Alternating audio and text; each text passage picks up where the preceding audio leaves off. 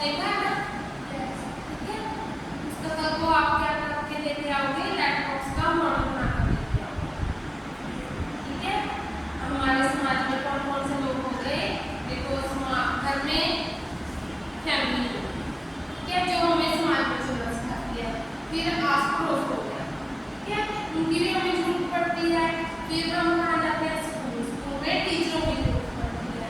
फिर और उसके बारे में पढ़ा हमने, अध्यापकों के बारे में पढ़ा, डॉक्टर और डॉक्टर, ठीक है, सभी के बारे में पढ़ा ना?